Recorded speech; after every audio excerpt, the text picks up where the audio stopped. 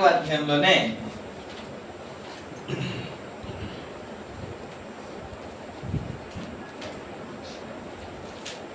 24వ అధ్యాయము 37వ వచనం.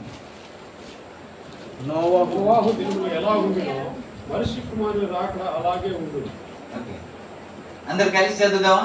నోవాహు దినములు ఎలా ఉండునో మనిషి కుమారుని సూచనలు ఏం, దేనికి సూచన? రాకడ ఏమంటే సమాప్తికి రాకడకి సూచన. గడిచిన వారంలో ఒక సూచన మీకు చెప్పారు. ఏమిటి అని అంటే అద్భుతాలనే ఎర వేస్తాడు, అంతే కదండి. ఒక బిడ్డను, ఒక పక్షిని పట్టుకోవడానికి ఒక విత్తనాలు అనే ఎర వేస్తాడు కదా. దానికి తెలియదు ఇది ఆహారం అనుకుంటుంది, దానికి తెలియదు ఇది ఆహారం అని దాని మీద కూర్చొని తింటూ ఉంటుంది. కానీ దానిని పట్టుకున్నవాడు వల వేసి దానికి ఎరగా వేసాడనే సంగతి దానికి తెలియదు. అలాగనే మోసము చేయడానికి అద్భుతాలు అనే ఒక ఎర వేసి అటువైపు లాక్కుందామని, పట్టుకుందామని ప్లాన్ చేస్తున్నాడు. చాలా ప్లాన్ చేశాడు, ఇప్పుడు చేశాడు కూడా. దేవునికి స్తోత్రం, హల్లెలూయా. కిడ్నాప్ చేస్తున్న ప్రతి ఒక్కరు ఏంటంటే చిన్న పిల్లలకి ఒక బిస్కెట్ కదా ఏమిస్తారు, బిస్కెట్ ఇచ్చేసి అందులో మత్తు పదార్థాలు ఏదైనా పెట్టి వారిని మత్తులోనికి దించేసి వారిని పట్టుకొని వెళ్ళిపోతుంటారు కదా. ఇలాగే ఒక అద్భుతాలు చూపించి నిన్ను ఒకవైపు వెళ్ళవలసిన నీకు ఇప్పుడు ఎవరి వైపు మళ్ళించాడంటే అద్భుతాలు అని మోసం వైపు మళ్ళించాడని జ్ఞాపకం చేశాను నీకు. అద్భుతాలు జరగవని కాదు, ఎందుకు జరుగుతుంది అని కూడా జ్ఞాపకం చేశాను కదా.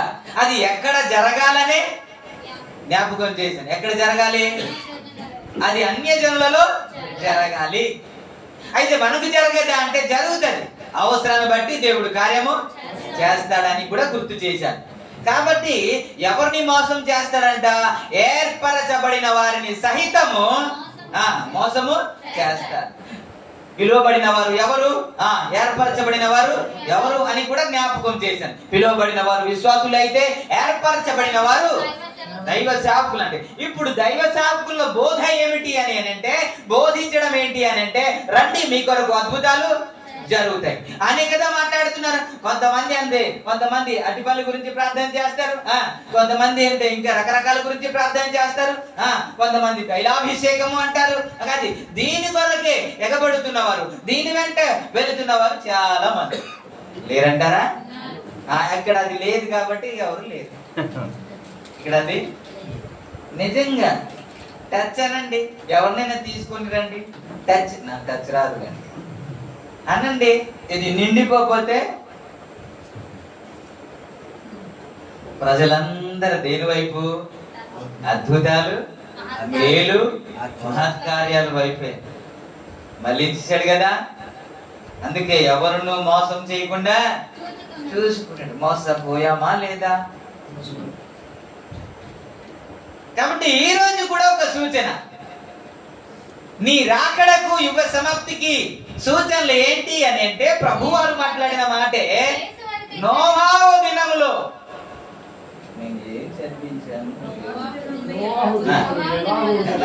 నేను చిన్నది జ్ఞాపకం చేసిన గడిచినది. ఇప్పుడు మరలా మొదటిలోనికి వచ్చాం, మనం ఏదైతే చదువుకున్నాం అందులోనికి వచ్చాం. నోవాహు దినములలో ఎలా ఉంటుందో మనిషి కుమారుడు రాకడా అలాగే ఉంటది. ఇంకా ఏమీ చూడవసరం లేదు, ఎలా ఉంటది అని అడిగారు కదా. అందుకే చెబుతున్నాను, నోవాహు దినాల్లో ఎలాగైతే జరిగిందో ఆయన రాకడ కూడా అలాగే. నోవాహు దినాల్లో జలప్రళయం వచ్చి అందరినీ చంపేస్తే నోవాహు కుటుంబం మాత్రమే ఎవరు? అలాంటి విపత్తు రాబోతుంది కదా, అలాంటి భయంకరమైన దినాలు రాబోతుంది కదా. అందులో నుంచి తప్పించబడాలంటే నోవాహు ఎలాగైతే తప్పించబడ్డాడో మనము కూడా అలాగూ తప్పించబడాలి. ఆయన తప్పించబడి ఆ పడవ, ఆ నావ లేకపోతే ఆ సిప్పు అరారాతు కొండ మీద నిలిచినట్లు మనము కూడా ఒక దినాన సియోను కొండ మీద నిలవాలని కదా మన ప్రార్థన. అదే కదా కదా పాడతారు. సియోను శిఖరాగ్రము నీ సింహాసనమాయెను, సియోనులో చూడాలని ఆశతో ఉన్నాను నా యేసయ్య. ఎక్కడ చూడాలి? ఎక్కడెక్కడ? వారు నానాటికి బలాభివృద్ధి పొందుచు వారిలో ప్రతి ఒక్కరు సియోనులో కనబడుదురు అన్న మాట కదా మనం ఇప్పుడే చదువుకున్నాం. కీర్తనలో అదే ఉంటది. కిందకి వెళ్ళలేదు, ఇంకా కిందకి వెళ్ళలేదు. ఒక లైన్ లో మీరు కీర్తన ధ్యానం చేసి ముగించారు. కాబట్టి అరారాత్ కొండ మీద ఆయన అడుగు పెట్టినట్లు మనము కూడా సియోను కొండ మీద అడుగు పెట్టి క్రొత్త భూమిలో క్రొత్త ఆకాశములో మనము కూడా అడుగు పెట్టాలని కదా ఆశ. హల్లెలూయా. మొత్తము జీవరాశులన్నీ నశించిపోతే మరలా అడుగు పెట్టింది ఒకే ఒక కుటుంబం కదా. ఆ కుటుంబమే నోవాహు కుటుంబం. దేవునికి స్తోత్రం. హల్లెలూయా. దేవుని రాకడ అలాగే ఉంటే మనం ఒకవేళ అందులో నుంచి తప్పించబడాలంటే నోవాహు ఏమి చేశాడో మనం కూడా కదా. మనం తప్పించబడాలంటే ఇంకో ప్లాన్ అంటూ లేదు, ఇంకో పథకం అంటూ ఇంకా ప్రాసెస్ అంటే ఏమీ లేదు. ఆయన ఏమి చేశాడు మనం కూడా అదే చేయాలి. అలా చేస్తేనే మనం తప్పించబడతాం, లేకపోతే తప్పించబడం. ఇప్పుడు రండి ఆదికాండము 6వ అధ్యాయంలోని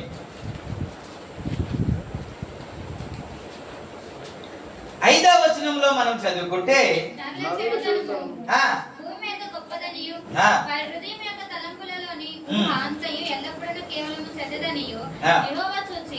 తాను భూమి మీద నరులను చేసినందుకు యెహోవా సంతాపమునంది తన హృదయములో నొచ్చుకొనెను.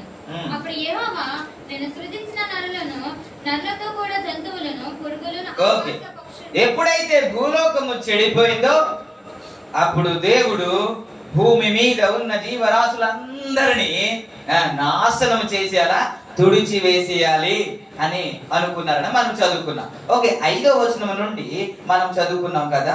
ఇప్పుడు 11, 12వ వచనం చదువుకుందాం. భూలోకము దేవుని సన్నిధిని చెడిపోయి ఉండెను, భూలోకము బలాత్కారముతో నిండి ఉండెను. దేవుడు భూలోకమును చూచినప్పుడు అది చెడిపోయి ఉండెను. భూమి మీద సమస్త శరీరులు తమ మార్గమును చెరుపు వేసుకుని ఉండేది. 2వ వచనం మీరు చూడండి. భూలోకము దేవుని సన్నిధిని చెడిపోయి ఉండే, భూలోకము బలాత్కారముతో నిండి ఉండే. దేవుడు భూలోకాన్ని చూచినప్పుడు అది చెడిపోయి ఉండేను. భూమి మీద సమస్త శరీరులు మీకు వేస్తున్నారుగా, ఇక్కడ చూడొచ్చుగా. మీరు మీకు కళ్ళు కనబడితే పెద్దగా చేస్తున్నారు కదా ఆయన, అందుకే ఆయన కూర్చోబెట్టాను. తీయలేదు, ఆయన తీసి పెట్టాడు కదా మీ కొరకే.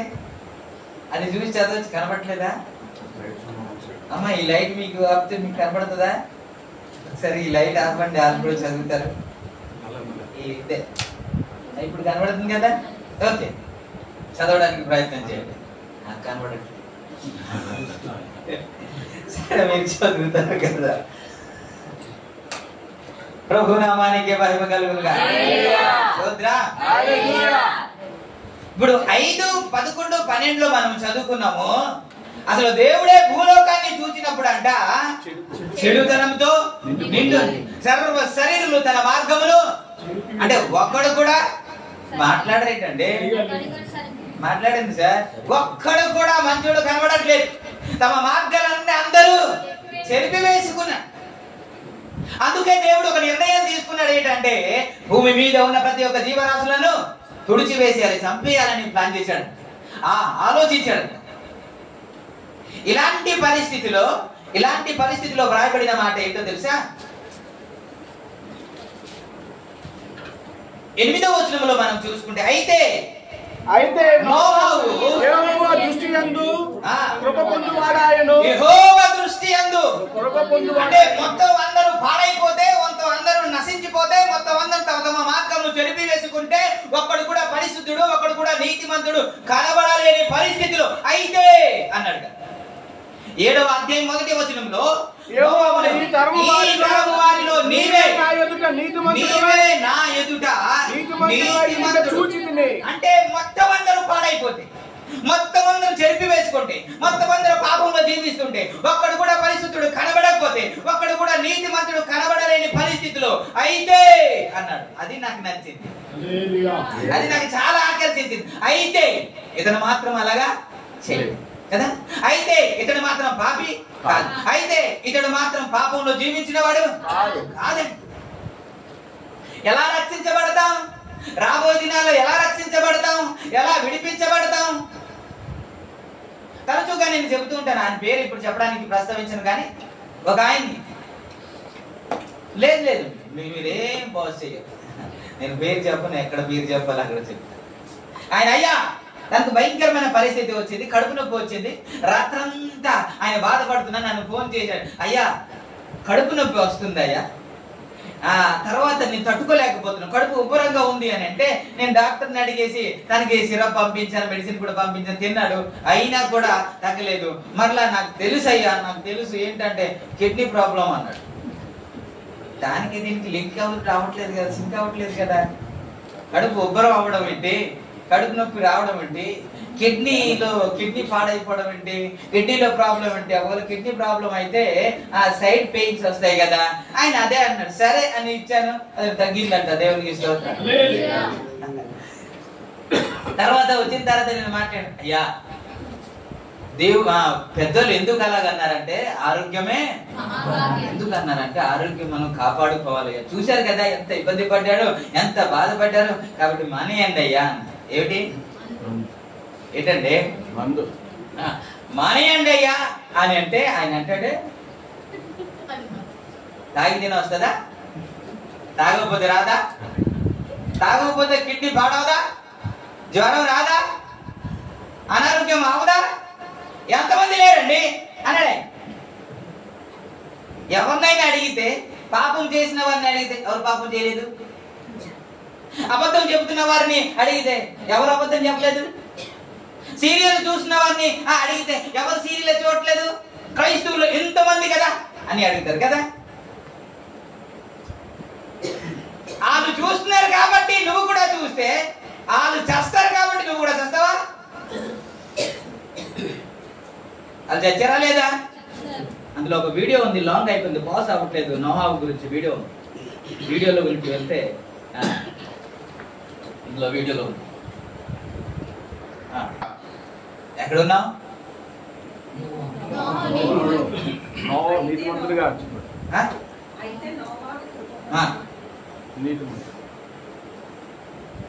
ఆ జల ప్రళయము వచ్చి అందరినీ నాశనం చేసింది కదా. నాశనం చేసిందా లేదా? చచ్చారా లేదా? అప్పుడు ఎలాగైతే చచ్చారో మనిషి కుమారుడు రాకడా అలాగే ఉంటది. కాబట్టి నోవాహులాగా గాని లేకపోతే మీరు కూడా చస్తారన్నట్టు కదా దేవుడు మాట్లాడారు. కానీ ఈ రోజుల్లో మనం ఏం మాట్లాడతాం? ఎవరు చేయలేదండి, ఎవరు తప్పు చేయలేదండి అని అంటాం కదా. అది తప్పించుకోవడానికి కదా దేవుడు చెబుతున్న మాట. యోబు గ్రంథం 34వ అధ్యాయం 20వ వచనంలో ఈ మాట మీకు వాక్యం జ్ఞాపకం చేశాను. ఒక్క నిమిషంలోనే అనేక మంది చనిపోతారని, విచారణ లేకుండానే. యోబు 34:20 వారు నిమిషంలోనే మధ్యరాత్రి ప్రజలలో కల్లోలము నుండి నాశనమగుదురు, బలవంతులు దైవికముగా కొనుక్కోబడుదురు. ఒక్క నిమిషంలోనే వారందరూ చచ్చిపోతారు అన్నాడు కదా. మధ్యరాత్రి వేళ ప్రజలు కల్లోలముంది నాశనమగుదురు అన్నమాట. అంటే ఒక్క నిమిషంలోనే అందరూ చచ్చిపోతారు అని. అంటే ఎన్ని నిమిషాలు పట్టిందండి? జల ప్రళయంలో ఎన్ని నిమిషాలు పట్టింది చనిపోవడానికి? ఇప్పుడు నోవాహుకే వార్త వినబడిందా, లేకపోతే అందరికీ వినబడిందా? అందరికీ పిలిచాడా, లేకపోతే నోవాహు కుటుంబానికి పిలిచాడా? అందరికీ అవకాశం ఉందా, లేకపోతే నోవాహు కుటుంబానికి అవకాశం ఉందా అండి? అందరికీ అవకాశం ఉంది. కానీ అందరికీ అవకాశం ఉండేటప్పుడు కూడా అందరూ మాట్లాడేది ఏంటి అంటే, వాళ్ళు చేస్తున్నారుగా, వాళ్ళు చూస్తున్నారుగా, వాళ్ళు వెళ్తున్నారుగా అనేవాళ్ళు చాలా మంది. అయితే వాళ్ళు చేసినా చెయ్యకపోయినా నేను మాత్రము చెయ్యకూడదు అన్నవాళ్ళు నోహా. అది పక్కనే పాడైపోతే, నువ్వు కూడా పాడైపోతే నువ్వెలాగ ఎత్తబడతావు? అదే నాకు ఆశ్చర్యం అనిపిస్తుంది. ఇన్ని రోజులు దేవుని సన్నిధికి వచ్చేస్తుంటాం కానీ మనం ఏదో ఫీల్ అయిపోతున్నాం, మనం కూడా ఎత్తబడతామని ఫీల్ అయిపోతున్నాం. కానీ పక్కనున్న వారు ఉన్నప్పటికీ కూడా మనం ప్రత్యేకముగా జీవించాలి కదా. స్తోత్రం రా. నైట్ ప్రేయర్ లో ఇది జ్ఞాపకం చేస్తే మీకు పెద్దగా ఏం అనిపించలేదు. ఆ నైట్ ప్రేయర్ లో దాని కొరకే ప్రార్థన చెయ్యాలేమో అని నేను ఆశపడితే దాని కొరకు చిన్న చిన్న ప్రార్థన చేసి వదిలేశారు. ఏంటి తెలుసా?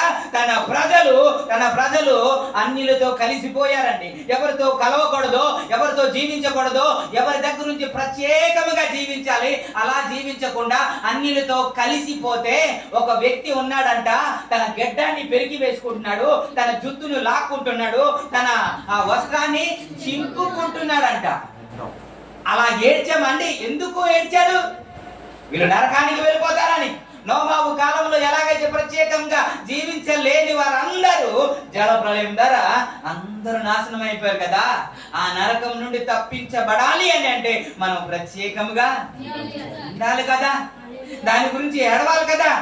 మీరు దాని గురించి చిన్ని ప్రార్థన చేసి, ఇప్పుడు నాయనా వారిని స్వస్థపరచు, నాయన వారిని బాగు చేయి, నాయన వారిని సమాధానపరచు, నాయన వారిని ఆశీర్వదించు అనే కదా మీరు ప్రార్థన చేశారు. ఇంకో మాట చెప్పినా, మీకు ఒక యాడ్ ఇస్తూ ఉంటారు. ఏమిటి అని అంటే హార్లిక్స్ గురించి యాడ్ ఇస్తూ ఉంటారు. ఒక పాప, అంటే వాళ్ళు పేదవాళ్ళు అనుకుంటా, ఒక పాప చదువుతూ ఉంటది. కష్టపడి చదువుతూ ఉంటే అతని తల్లి వంట చేస్తూ చూస్తూ ఉంటే చాలా కష్టపడి చదువుతుంది కదా. తల్లి అనుకుంటుందంట, ఇంత కష్టపడి నా కూతురు చదువుతూ ఉంటే దానికి హార్లిక్స్ ఇవ్వకుండా నేను ఉంటానా అని హార్లిక్స్ అలా చేసి తీసుకెళ్లి ఇచ్చిందంట. దేవునికి స్తోత్రం. ఆ ఏడ నిజమే అయితే అడగకుండానే ఇస్తే, నువ్వు కష్టపడితే నీకు ఏది అవసరమో తల్లి గుర్తించి ఇవ్వగలిగితే, మరి ఆ దేవదేవుడు, నిన్ను ప్రేమించే దేవుడు, తల్లి కన్నా ప్రేమించే దేవుడు, నీ అవసరం ఏంటో ఆయన తెలియదా? నీ అనారోగ్యం ఏంటో తెలియదా? నీ అక్కర ఏంటో ఆయన తెలియదా? నువ్వు అడిగితేనే ఆయన ఇస్తాడా? మనం ప్రతిరోజు అన్నం పెడతావా లేదా, టిఫిన్ పెడతావా లేదా, ఇదేనా అడుగుతారు పిల్లలు? అంటే పిల్లలు అడిగితేనే మీరు పెడుతున్నారండి? చెప్పండి సార్. పిల్లలు అడిగితే తల్లిదండ్రులు పెడుతున్నారా? కాదు కదా. మరి మీరు ఎప్పుడు స్వస్థత అదే కదా. నరకం నుండి తప్పించబడాలి అని ప్రయాస ఎక్కడుంది? ఆ బాధ ఎక్కడుంది? ఆ తపన ఎక్కడుంది? ఆ రోదన ఎక్కడుంది? ఎక్కడా లేదు కదా. అప్పుడు ఎలాగున్నారంట వాళ్ళు? మత్తయి సువార్తలో మీరు చదివితే 24:38లో ముందటి దినములలో నోవహు ఓడలోనికి వెళ్ళిన దినము వరకు వారు తినుచు త్రాగుచు ఏం చేస్తూ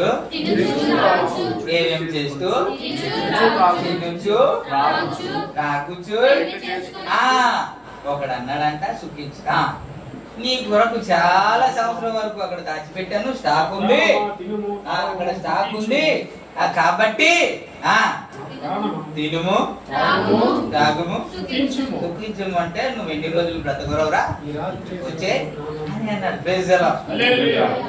ఈ సంపదనంతా ఎవరి కొరకు మోసుకొని వెళ్తామా? కానీ దీని కొరకే ప్రయాస, దీని కొరకే ట్రాకులాడతాం.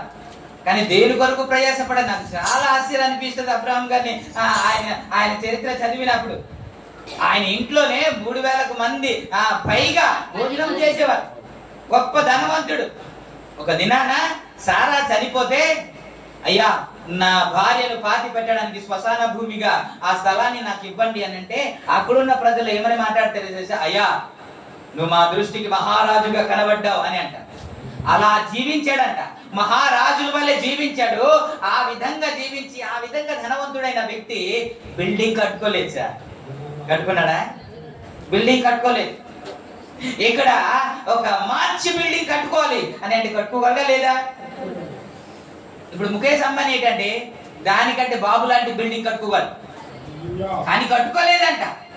ఆయన దేని చూసి బ్రతికేశాడంటే, దేనికి శిల్పియు నిర్మాణకారకుడై ఉన్నాడో ఆ పునాదులు గల పట్టణం కొరకు ఎదురు చూస్తూ హెబ్రీ గ్రంథకర్త 11వ అధ్యాయంలో ఉంటది. ఆ పునాదులు గల పట్టణం కొరకు ఎదురు చూస్తూ బ్రతికేశాడంటండి. ఏమిటి అని అంటే, ఇది ఎంత ఉన్నా సరే ఇక్కడే ఉండిపోతుంది. నేను ఏవైనా సంపాదిస్తే అక్కడ సంపాదించాలి. ఇది చాలా తక్కువ మందిలో కదా. నేను అక్కడ ఒక స్థలాన్ని సంపాదించాలి, నేను అక్కడ చోటుని సంపాదించాలి, నేను ఇక్కడ ఏది సంపాదించినా ఇక్కడే ఉండిపోద్ది, కానీ దాని కొరకు నేను నిత్య జీవం కొరకు ప్రయాసపడాలి అనే తపన లేదు కదా చాలా మందికి. ఇది ఉంటే ఖచ్చితంగా పరిగెత్తుకుంటూ వస్తా.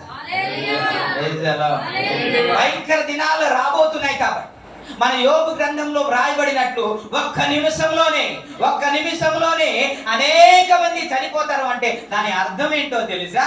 అది ఎత్తబడే సంఘంలో ఎత్తబడేటప్పుడు జరిగిన సంఘటన. దేవునికి స్తోత్రం. అంటే బస్సులో వెళ్తూ ఉండేటప్పుడు డ్రైవర్ గాని క్రైస్తవుడు ఉంటే అతడు ఎత్తబడతాడు. స్టీరింగ్ ఫ్లైట్ లో అలా వెళ్తూ ఉంటారు. అతడు ఎత్తబడతాడు ముంబైలో, అహ్మదాబాద్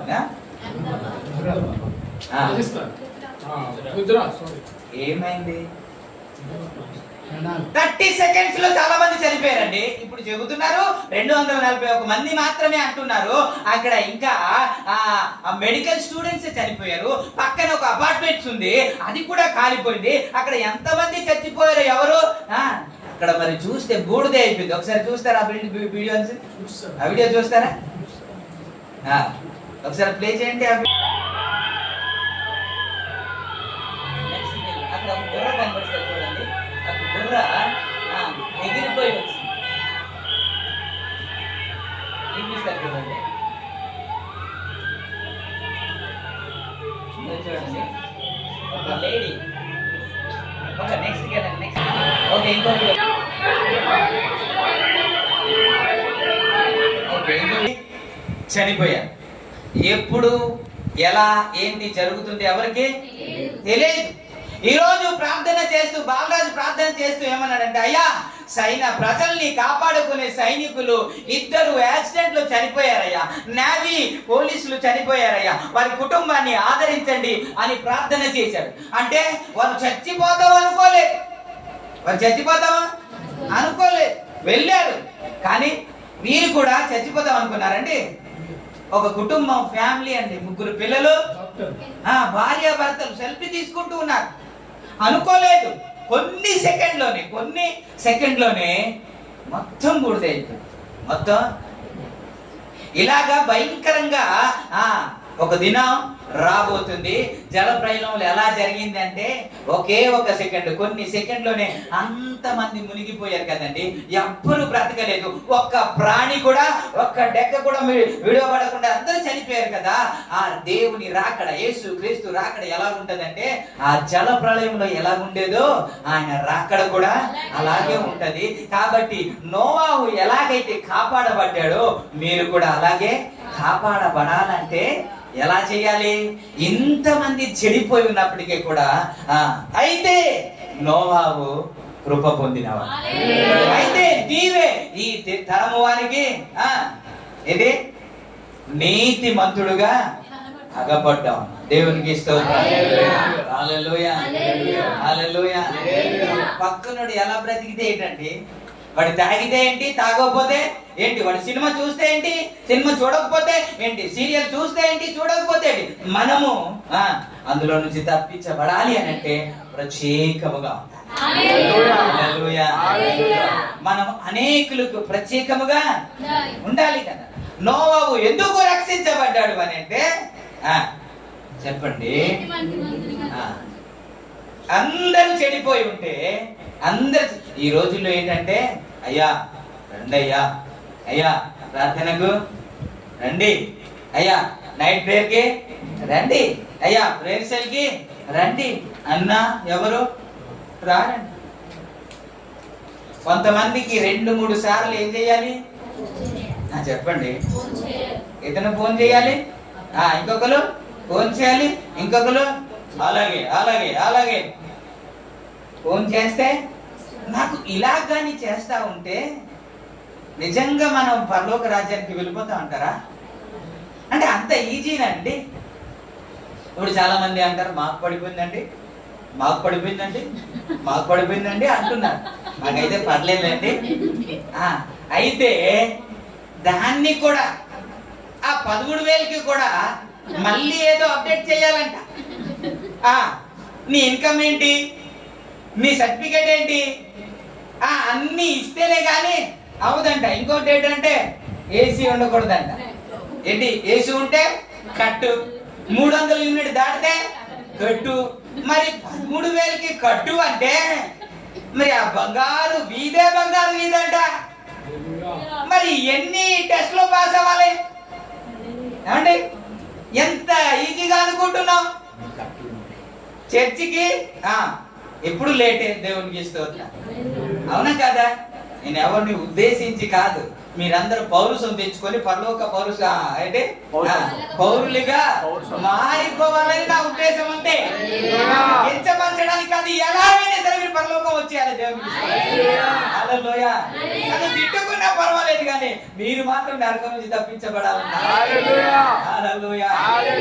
అందుకే నా మాటలు మీకు కఠినంగా ఉన్నా సరే ఇలాగే మాట్లాడుతుంది. కొద్దిగా తగ్గించండి అన్నారు కొంతమంది, కానీ తగ్గించలేకపోతుంది ఏంటో. కానీ ఇక్కడికి వస్తే ఇంట్లో నుంచి తగ్గించి మాట్లాడు అని అనుకునే వస్తున్నాను నేను. నిజమే, దేవుని సన్నిధిలో నిజమే చెప్తున్నాను, కానీ అవ్వట్లేదు.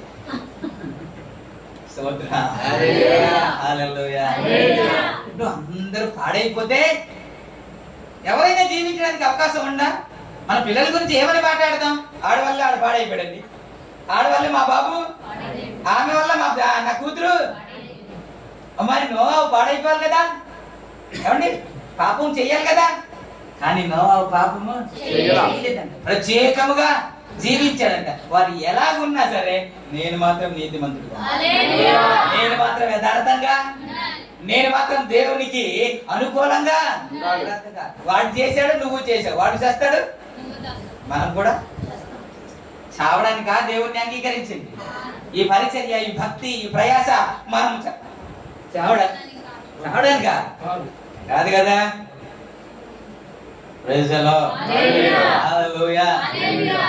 ఇప్పుడు ఎలా ఉంటదంట దేవుని రాకడ? నోవాహు కాలంలో ఎలాగైతే ఉండేదో అలాగే ఉంటుంది. ఓకే, ప్రభునామానికి మహిమ. అప్పుడు ప్రజలు ఎలా ఉన్నారంట? తినడం, సండే అయితే ఏం చేస్తాం? ఫాస్టింగ్. అదే కదా మనకి. మనం అలా చేయం కదా. బర్త్డే పార్టీ చేస్తే ఎంతైనా ఖర్చు పెడతాం. పెళ్లి రోజు వస్తే బిర్యానీ వండుకొని ఖచ్చితంగా అందరినీ, అది ఎంతైనా పర్వాలేదు. కెమెరాకి 500 ఇవ్వండి అంటే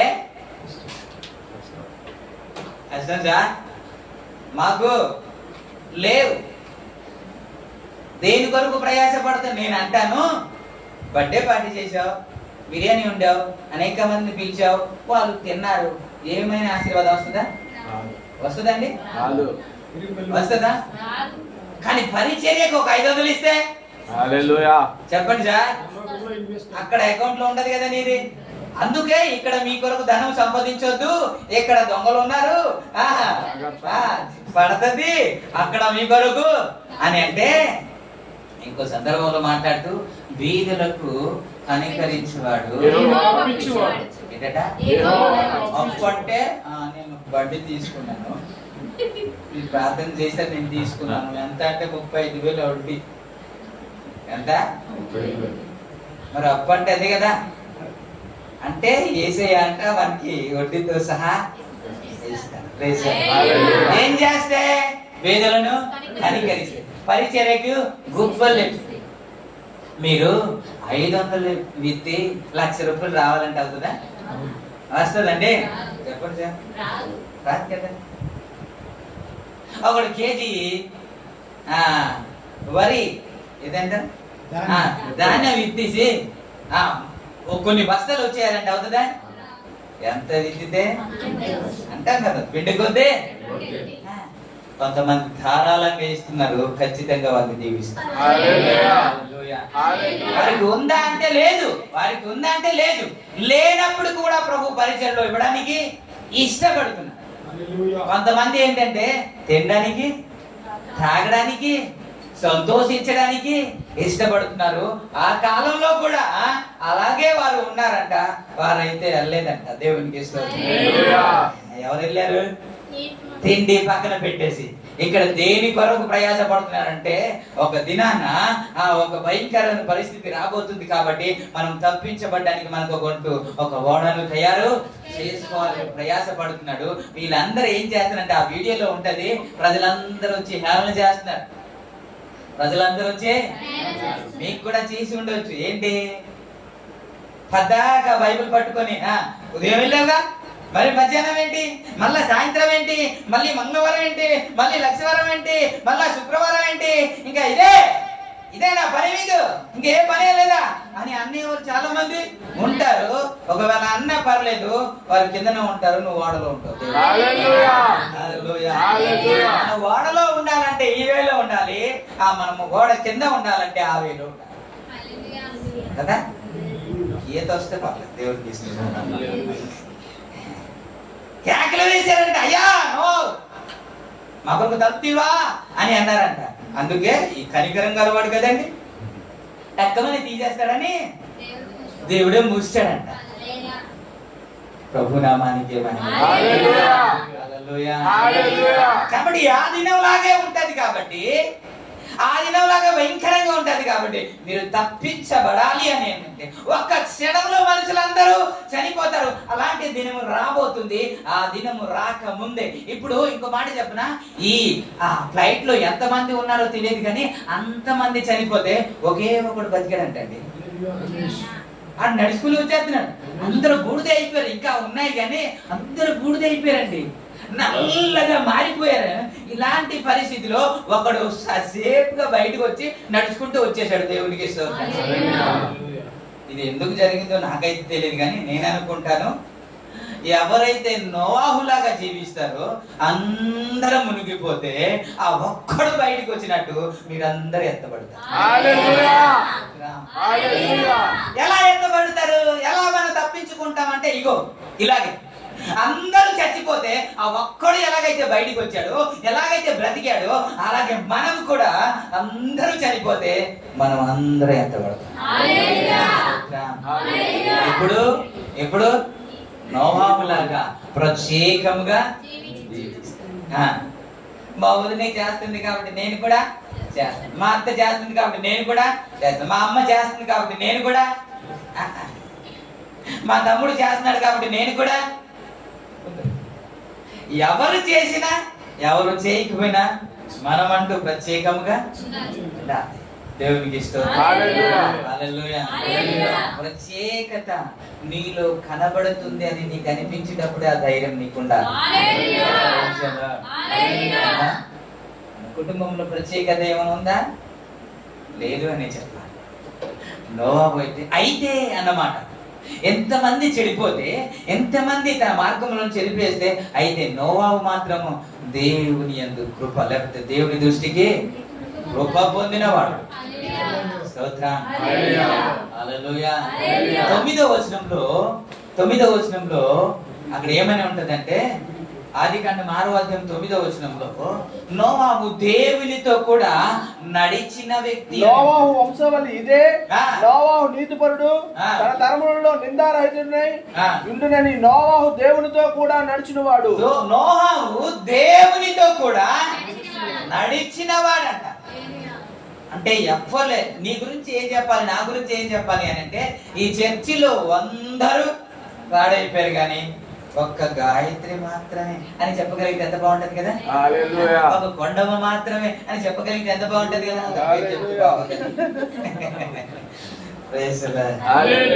ఆ ప్రత్యేకత మనలో కనబడాలి. ఆ ప్రత్యేకత మనలో అందరూ చూడాలి. అప్పుడే మనం ఎత్తబడే సంఘంగా ఒక్కొక్కటి నెరవేర్చబడుతుంటే నీకు ఏమర్థం అవ్వాలి? దేవుని వాక్యంలో వ్రాయబడిన ప్రతిదీ నెరవేర్చబడుతుంది కదా. భూకంపం, అక్కడక్కడ భూకంపాలు జరుగుతాయి. రాజ్యం మీదికి రాజ్యం, యుద్ధములు గురించి సమాచారం మీరు వింటారు అని. ఉక్రెయిన్ రష్యా స్టార్ట్ అయిన తర్వాత ఇప్పుడు ఎన్నో యుద్ధాలు మనం చూస్తున్నాం. ఇప్పుడు ఇరాన్ తో కనబడుతుంది ఇజ్రాయిల్. అనేక దేశాలు ఒకటైపోయి ఇజ్రాయిల్ లేకుండా చేద్దామని ప్లాన్ చేస్తున్నారు. ఇది బైబిల్లో రాయబడిన మాటలే. అవన్నీ నెరవేర్చేటప్పుడు నీకు నాకు ఏమర్థం అవ్వాలి? ఇంకా తినడమే, ఇంకా త్రాగడమే, ఇంకా పెళ్లికి ఇవ్వడం, ఇదేగా ఇదే కదా.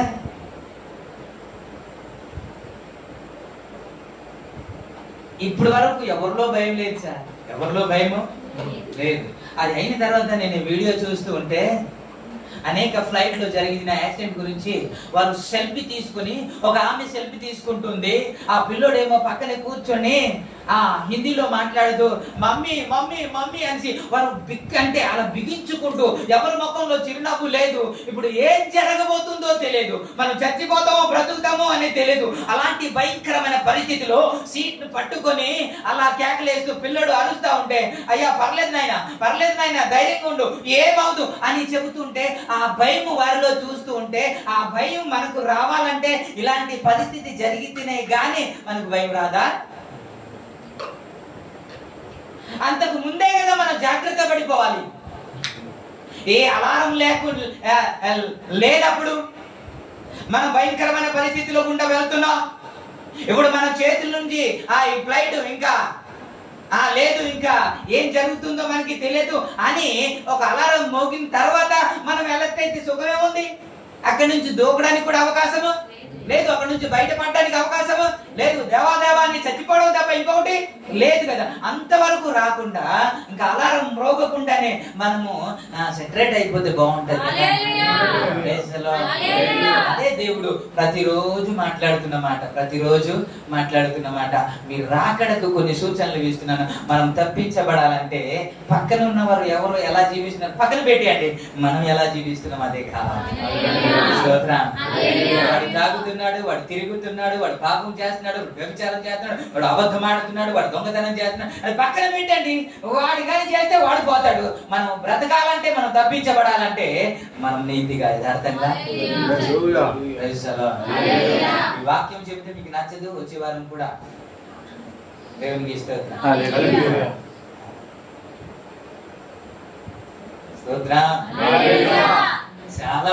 చాలా మంది గురించి మనం చూస్తాం.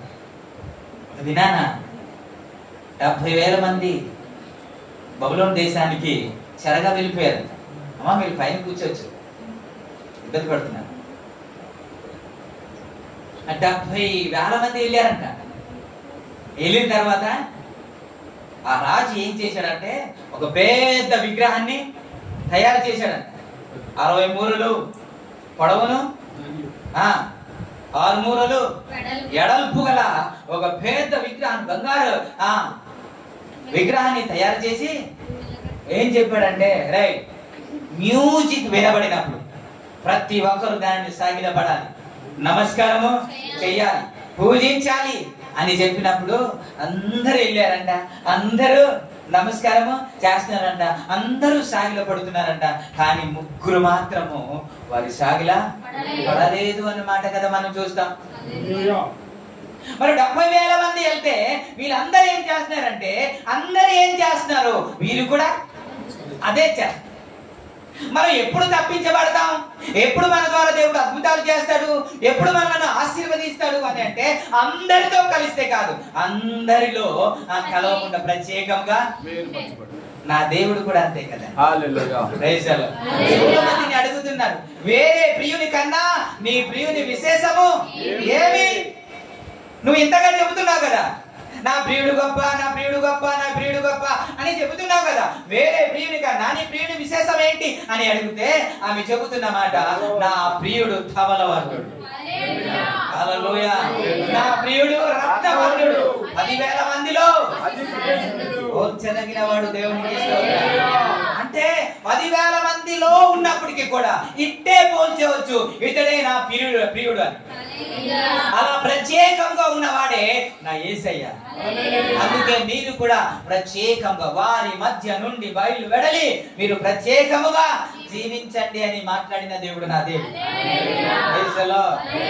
అందుకే అందరూ మొక్కుతా ఉంటే, అందరూ సాగిల పడుతూ ఉంటే, ఈ ముగ్గురు మాత్రం మోకరించట్లేదు, సాగిల పడట్లేదు, పూజించట్లేదు. రాజు అడిగాడంట, అందరూ పూజిస్తున్నారుగా, నీతో పాటు వచ్చిన వాళ్ళు చాలా మంది పూజిస్తున్నారు కదా, నీతో పాటు క్రైస్తవులే సినిమాలు చూస్తున్నారుగా, క్రైస్తవులే తాగుతున్నారుగా, క్రైస్తవులే పాపం చేస్తున్నారుగా, నీకేమి అని అడిగితే ఆయన చెబుతున్నమాట, అయ్యా మా దేవుడు వేరు, మీ దేవుడు వేరు అయ్యా. మా దేవుడు సజీవుడు అయ్యా, మా దేవుడు ప్రత్యేకంగా ఉన్నవాడయ్యా.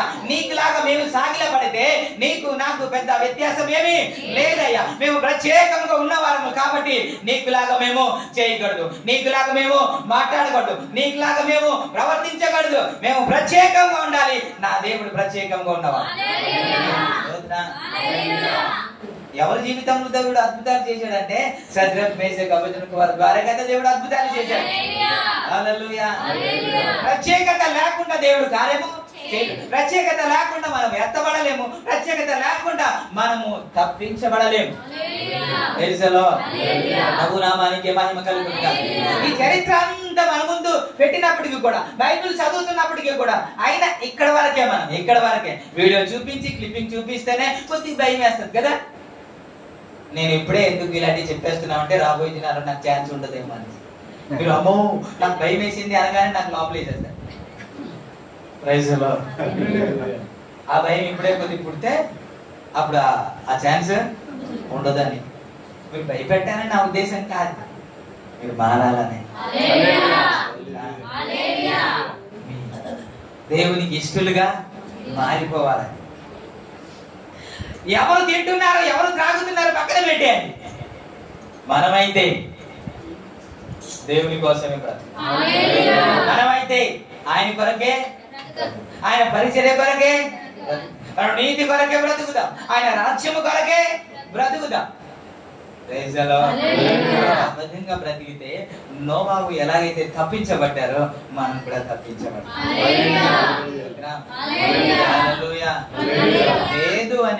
లేదు అని అంటే అది, అందుకే దేవుడు చెప్పాడు, మరణమును జీవమును నీ వశంలోనే ఉన్నాడు, నీ చేతిలోనే పెట్టాడు, నీకు ఏది కావాలో నువ్వే ఎంచుకో. దేవుడు ఒత్తిడి చేసే దేవుడు కానే కాదు. నేను కూడా ఒత్తిడి ఏం చేయట్లేదు, మీకు పెడుతున్నాను, మీ ముందు పెడుతున్నాను. ఏం జరగబోతుంది అనే సంగతి అన్ని మీ ముందు పెడుతున్నాను. అది మీరు ఏది నిర్ణయం చేసుకోవాలో, ఏ బాటలో నడవాలో, ఏది కోరుకోవాలో అది మీ ఇష్టం, అది మీ ఇష్టం. నేను మీ ముందు పెట్టడమే నా వంతు. మీరు చాయిస్ అంటే చాయిస్ మీదే. ఏ మార్గంలో నడవాలి. మనం పాట పాడతాం, 2 మార్గాలు, జీవం మరణం, ఒకటి మోక్ష మార్గం, అది యేసయ్య మార్గము, ఒకటి నరకానికి వెళ్తుందని పాడేస్తాం. కానీ ఏ మార్గంలో నడుస్తున్నావు అనేది తరచుగా మనం చూసుకోవాలి కదా, పరీక్షించి చూసుకోవాలి కదా. ఏ మార్గంలో లాస్ట్ వీక్ చెప్తుంది, నేనేం చెప్పానంటే మనం నీతి మార్గంలో ఉండాలి, కానీ స్వస్థత మార్గంలో కదా ఉన్నాం మనం కదా. మనం ఇప్పుడు యథార్థత అనే మార్గంలో ఉండాలి. ఇప్పుడు ఏ మార్గంలో ఉన్నా అందరిలో కలిసిపోయేటట్టు కదా ఉన్నాం. ప్రభునామానికి హల్లెలూయా. అందుకే పేతురుని ఒక చిన్నది మాట్లాడుతుంది ఏంటంటే, ఆయన ఎవరో నాకు తెలియదు, ఆయన ఎవరో నాకు తెలియదు అని అంటే, లేదు నీ మాటలే, నీ పలుకే నిన్ను గురించి సాక్ష్యము చెబుతుంది, నీవు ఆయనతో కూడా ఉన్నావు. మాటలు బట్టి ఇట్టే గుర్తు పట్టేయాలండి. నీ మాటలు బట్టి మీరు క్రైస్తవులా అని ఎప్పుడైనా అడిగారు? మీకు ఎవరు అడగలేదుగా, ఎందుకంటే మన మాటలు అలాగే ఉంటాయి కాబట్టి. అలా ఎలా మాట్లాడుతున్నారు, మనం కూడా అలాగే మాట్లాడుతున్నాం. నేను చాలా సార్లు దీని గురించి జ్ఞాపకం చేసిన ఏంటో తెలుసా, ఈ మాటల్లో కూడా వ్యత్యాసం ఉంటుంది. మన ఆ తెలుగు రాష్ట్రంలో ఉన్న వారిలో కూడా కొన్ని జిల్లాలో కూడా వ్యత్యాసం ఉంటది కదా తెలుగులో కదా. ఉండదా? ఉంటది. హైదరాబాద్కి వెళ్ళగానే ఏంద్రవాయి ఎట్లా మాట్లాడుతున్నావు, దిమ్మ ఖరాబ్ అయిందా నీకు అని అన్నాను అనుకోండి, మీరేమంటారు? వీడు మా వాడు కాదు, వీడు అక్కడి నుంచి వచ్చాడు, తెలంగాణ వాడు అంటారు కదా.